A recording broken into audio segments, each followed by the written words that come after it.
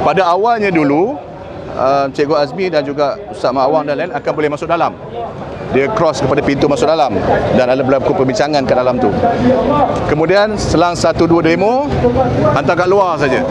Dan dia ada provokasi sedikit dengan security dia yang mulut tak ada insurans ni, ya. Saya juga pernah sekali bertekak dengan security officer dia.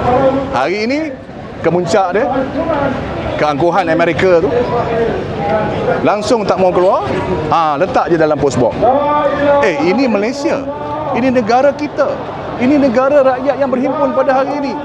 Dia datang hanya sebagai pendatang dalam negara kita. Dia boleh angkuh macam tu. Dan tak peliklah apa yang mereka buat kepada rakyat Palestin, saudara kita di Palestin. Sebab itu saya minta Perdana Menteri, Kebawah Duli Yang Bertuan Agong, tolong panggil duta ini, beri penjelasan kenapa mereka biadab dan angkuh dengan rakyat Malaysia yang sah duduk di tanah ini. Rupa-rupanya polis mengatakan kami tidak dapat berita bahawa memorandum tak disampaikan. Saya menyangkal kita sudah hantar surat resmi mengatakan tujuannya untuk menyampaikan memorandum. Tetapi dia buat alasan bahawa tak ada. Kita hantar 3 nama pagi-pagi tadi siapa yang akan pergi. Ternyata dia tak mau. Dia tidak, kali ini security officer pun dia tak hantar. Dulu kurang-kurangnya setiausaha sekretariat, setiausaha politik ke embassy.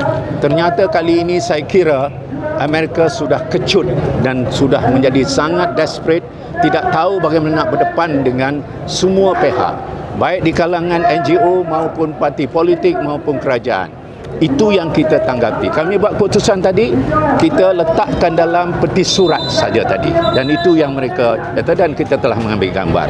Kita nak menyatakan kutukan dan kecaman sekuat-kuatnya ke atas kedutaan Amerika. Ambasadornya bernama Edgar Kagan. Dia ini barangkali sudah membuat keputusan tidak mau menerima apa-apa memorandum. Kita nak mengecam sikap biadab ini. Bahawa seluruh dunia sudah menyatakan sikap. Dia sudah pasti tahu kenapa kita lakukan ini.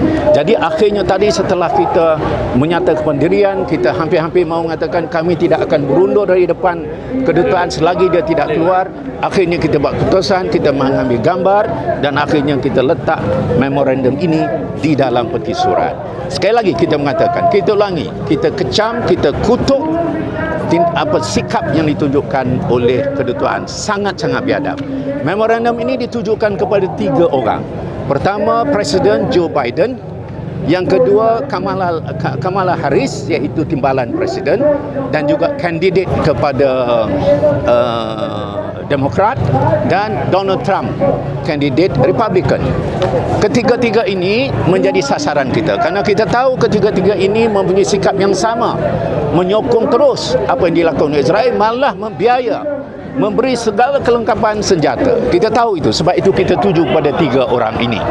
Cikgu, mengenai gesaan untuk menutup kedutaan Amerika itu boleh explain sikit? Itu betul ya. Orang tak pernah buat tu ya.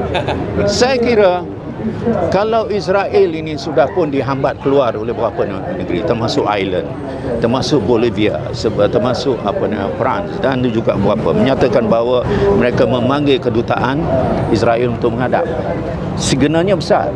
Kalau kamu meneruskan ni, mungkin akan diputuskan hubungan diplomatik. Saya mengatakan sebagai NGO, rakyat biasa, kami tidak nampak cara lain lagi untuk memberi mesej yang kuat kepada Amerika. Kerana kamu terus menjadi dalang dan kamu terlibat dengan genosid, dan ini adalah jenayah besar dalam peringkat antarabangsa.